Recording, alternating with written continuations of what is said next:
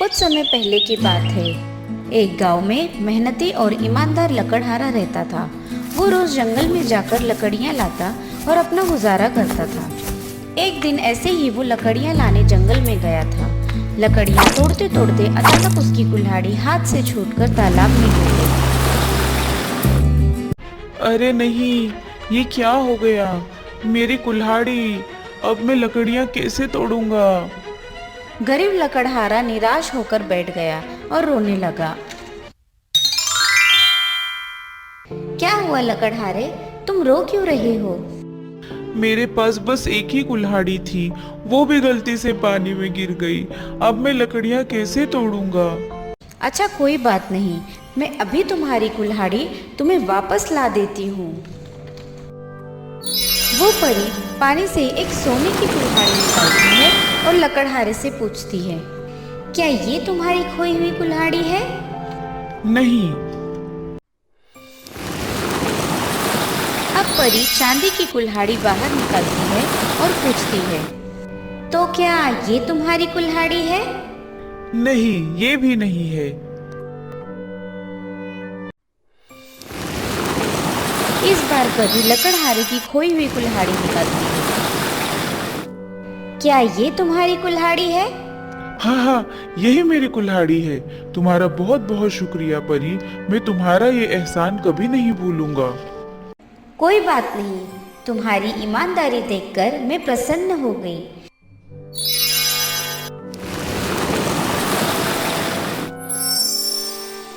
ये सोने की, चांदी की और लोहे की तीनों कुल्हाड़ी तुम्हारी है। क्या?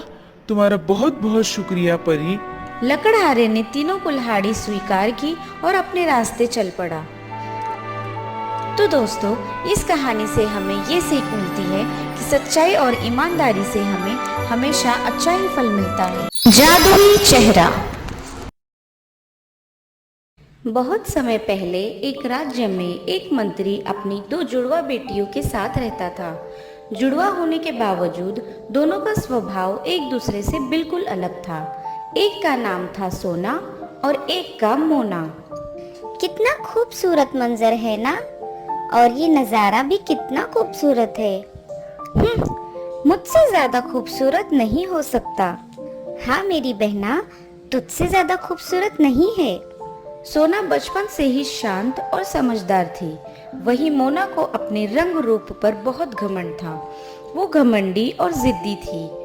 उनके 19वें जन्मदिन पर मंत्री ने बहुत बड़ी दावत रखी थी। सभी राज्य के लोग और उनके परिवार वालों को बुलावा भेजो। इस सुंदर दावत में सभी लोग सज धज कर आए थे। मोना की नजर एक आकर्षक राजा पर पड़ती है। सोना भी उसी राजकुमार को देख रही थी। वो देखो, वो राजकुमार कितना आकर्षक है। हाँ, आकर्षक तो है। राजकुमार मुझे ही पसंद करेंगे। क्यों? मुझ में क्या कमी है? तुम अच्छी तरह से जानती हो। दावत में राजकुमार के घर वाले मोना के लिए शादी का प्रस्ताव रखते हैं। ये बात जानकर सोना मायूस हो जाती है और जंगल की तरफ चल पड़ती है। जंगल में जाते वक्त उसे एक बुजुर्ग जादूगर दिखते हैं। मैं जानता हूँ तुम्हारा मन मायूस है। तुम जंगल में जा सकती हो, लेकिन याद रखना, अपने कर्तव्य का पालन करना और हमेशा हर काम ईमानदारी से करना और कभी भी हार मत मानना। सोना, तुम बहुत समझदार हो। मुझे तुम पर पूरा यकीन है। जंगल में अंदर जाते वक्त उसे एक अजीब सी आवाज सुनाई देती है। ध्यान से देखने पर उसे एक हिलती हुई घास दिखाई देती है जहां से आवाज आ रही थी। सोना घास के पास आकर देखती है। अरे ये क्या हिरन, तुम इस शिकंजे में कैसे फंस गई? रुको, मैं तुम्हारी मदद करती हूँ। वाह, कितनी खूबसूरत हो तुम। बिल्कुल सोने के जैसी चमक रही हो। बहुत बहुत शुक्रिया। हाँ, तुम बोल सकते हो। हाँ, तुम्हारा ये दयालुपन देखकर मैं बहुत प्रसन्न हूँ। अब तुम आगे बढ़ती जाओ। वो आगे जाती है। उस डरावने जंगल में आगे जाते हुए सोना को थोड़ा सा डर लगने लगा था। अरे बाप रे, कितना घना जंगल है। आगे जाकर सोना को एक हंस जाल में फंसा हुआ दिखता है। अरे ये क्या, तुम इस जाल में कैसे फंस गए? हंस बहुत छटपटा रहा था।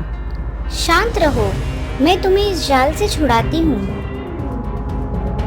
सोना उस जाल से हंस को बाहर निकालती है। जैसे ही हंस उस जाल से बाहर आता है, वो अपने खूबसूरत पंख फैलाता है। अब तुम आजाद हो। शुक्रिया, तुमने मुझे जाल से आजाद करवा कर नया जीवन दिया है। हाँ, तुम भी बोल सकते हो। हाँ, तुम बहुत ही नेक लड़की हो। अब तुम आगे बढ़ती जाओ। आगे जाकर सोना को एक बेजान और सूखा हुआ पेड़ दिखाई देता है।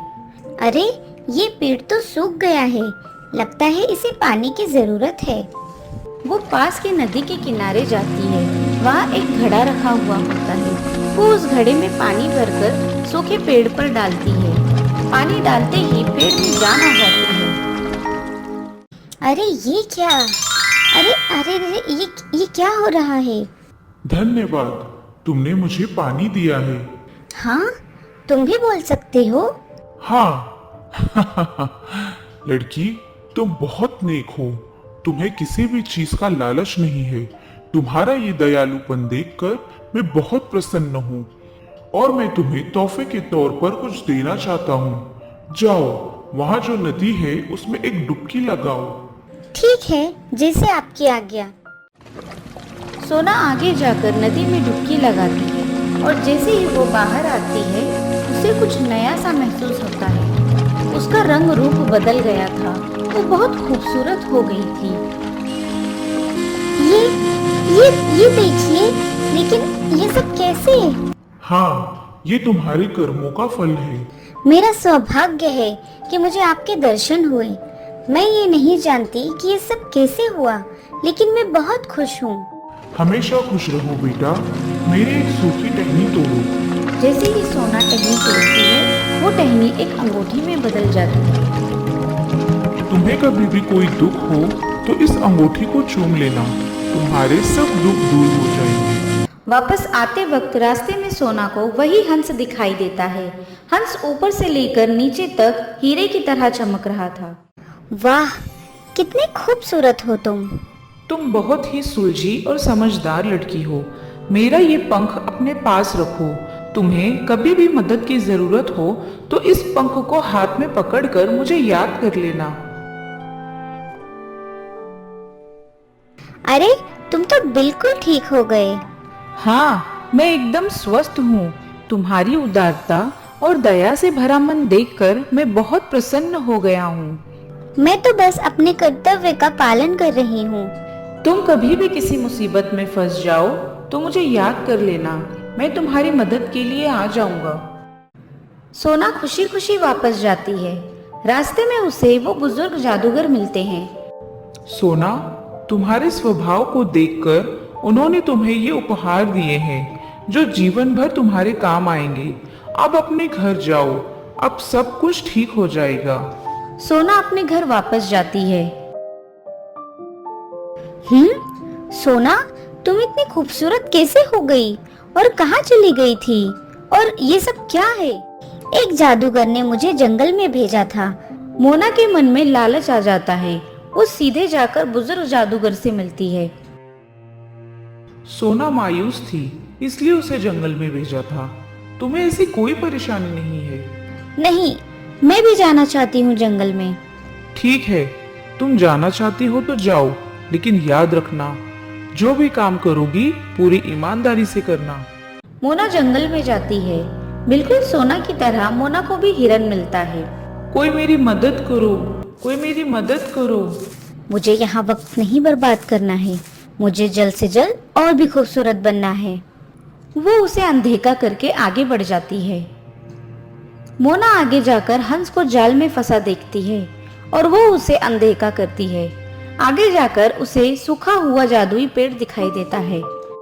तुम वही हो ना जिसने मेरी बहन को पानी में डुबकी लगाने के लिए कहा था? मुझे भी बताओ, कहाँ है वो नदी? मुझे भी खूबसूरत होना है। मोना की बात सुनकर जादुई पेड़ अपनी असली रूप में आ जाता है और मोना को अपनी शाखों से पकड़ लेता है। खूबसूरत, हाँ हाँ, बहुत खूबसूरत बनना चाहती हूँ। तुमने अपनी जिंदगी में कौन सा ऐसा काम किया है जो प्रशंसनीय हो? तुमने अपनी जिंदगी में कभी किसी की मदद की है, किसी का दर्द दूर करने की कोशिश की है, या ऐसा कोई काम जिससे किसी का भला हुआ हो? नहीं। लड़की, तुम गलत जगह आ गई हो। पहले अपने अंदर से अपने इस घमंड को दूर करो और अपने अपनों से प्रेम से रहो और मिलजुल कर रहो। तुम अपने आप खूबसूरत बन जाओगी। मोना वहां से सीधे अपने घर लौट आती है और अपनी बहन से अपने बुरे बर्ताव के लिए माफी मांगती है। तो दोस्तों, इस कहानी से हमें ये सीख मिलती है कि इंसान का स्वभाव ही उसको खूबसूरत बनाता है, ना कि उसका रंग रूप।